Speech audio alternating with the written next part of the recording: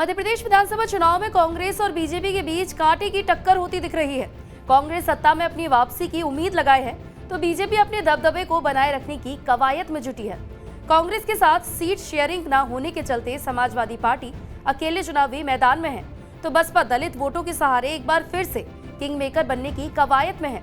अखिलेश यादव और मायावती अब जिस तरह से कांग्रेस को लेकर मोर्चा खोल रहे हैं, उससे कांग्रेस के बेहतर सफलता मिलने और कमलनाथ सत्ता में आने की उम्मीदों पर पानी न फेर दे। मध्य प्रदेश चुनाव की तारीख जैसे जैसे नजदीक आ रही है, वैसे वैसे कांग्रेस और बीजेपी के बीच मुकाबला भी रोचक होता जा रहा है।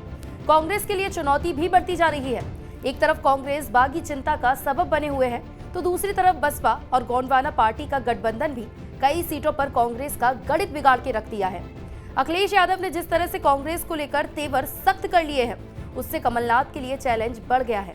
बसपा और गोंडवाना पार्टी मिलकर चुनाव लड़ रहे हैं। बसपा 178 सीट पर प्रत्याशी उतार रही है, तो गोंडवाना गणतंत्र पार्टी 52 सीटों पर चुनाव लड़ रही है। सपा ने 71 सीटों पर उम्मीदवार उतारे हैं। 2018 के चुनाव में सपा 1.30% वोटों के साथ एक सीट जीतने में कामयाब रही, जबकि बसपा 2 विधायकों के साथ 5% वोट हासिल करने में भी सफल रही थी। इस तरह कांग्रेस को सरकार बनाने के लिए पिछली बार साथ लेना पड़ा था, लेकिन इस बार जिस तरह से सीट शेयरिंग में सपा के साथ रिश्ते बिगड़े, उसके बाद से अखिलेश यादव जबरदस्त तरीके से हमले तेज कर रहे हैं। एमपी में एक तरफ टिकट न मिलने से नाराज दर्जनों कांग्रेसी पार्टी से बगावत कर चुनावी मैदान में ताल ठोक रहे हैं, तो दूसरी तरफ सपा और बसपा के आक्रामक रुख अख्तियार कर लेने के बाद कांग्रेस की टेंशन और भी ज्यादा बढ़ गई है। मध्य प्रदेश के अशोकनगर में चुनावी रैली में मायावती जमकर कांग्रेस पर हमला करती नजर आई। मायावती ने कहा कि चुनाव प्रचार के दौरान कांग्रेस के बड़े नेता कहते हैं कि अति पिछड़े वर्ग का पूरा लाभ दिलाने के लिए जातीय जनगणना होनी चाहिए। इन्हें ये मालूम होना चाहिए कि जब अंग्रेजों के जाने के बाद लंबे समय तक कांग्रेस पार्टी सत्ता में रही, तब कांग्रेस के सत्ता के दौरान सबसे पहले पिछड़े वर्ग के लोगों को आरक्षण देने के लिए जो सर्वे हुआ था, उसे कांग्रेस पार्टी की सरकार ने लागू नहीं किया। समाजवादी पार्टी और कांग्रेस मध्य प्रदेश में पहले मिलकर चुनाव लड़ने वाले थे, लेकिन सीट शेयरिंग में बात नहीं बन सकी। अखिलेश यादव को 6 सीटें मिलने की उम्मीद थी, लेकिन कांग्रेस ने सभी सीट पर अपने कैंडिडेट उतार दिए। ऐसे में सपा ने भी 71 सीटों पर अपने उम्मीदवार उतार दिए और ताबड़तोड़ रैलियां करके कांग्रेस के खिलाफ माहौल बनाने में जुट गए। अखिलेश यादव ने कांग्रेस को चालू पार्टी और धोखेबाज कहते हुए इससे सावधान रहने की हिदायत दी।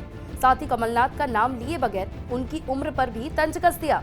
बसपा सपा ने पिछले चुनाव में 20 सीटों पर त्रिकोणीय मुकाबला बना दिया था, जिसके चलते ही कांग्रेस बहुमत से दूर रह गई थी। इस बार के चुनाव में सपा और बसपा ही नहीं, आम आदमी पार्टी बीजेपी से अलग होकर अपनी पार्टी बनाकर उतरे नारायण त्रिपाठी के उतरने से मुकाबला रोचक हो सकता है। बसपा मध्य प्रदेश विधानसभा चुनाव में 2018 में 7, 2013 में 4, 2018 में 2 सीटें जीती थी।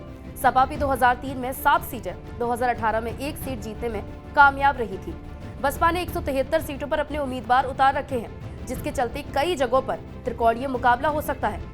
राजनीतिक विश्लेषकों का मानना है कि ये बागी उम्मीदवार कांग्रेस के लिए मुश्किल पैदा कर सकते हैं, तो सपा और बसपा चिंता पैदा कर सकते हैं। इस तरह से करीब 70 सीटों पर त्रिकोणीय मुकाबला देखने को मिल सकता है। हालांकि इससे पहले भी 2018 में करीब 55 सीटों पर त्रिकोणीय मुकाबला मध्य प्रदेश में हुआ था, जिसमें ज्यादातर सीटों पर भाजपा को जीत मिली थी। इस बार पहले से ज्यादा सीटों पर त्रिकोणीय मुकाबला होने की स्थिति कांग्रेस को अंदाजा है कि उसे इससे नुकसान हो सकता है।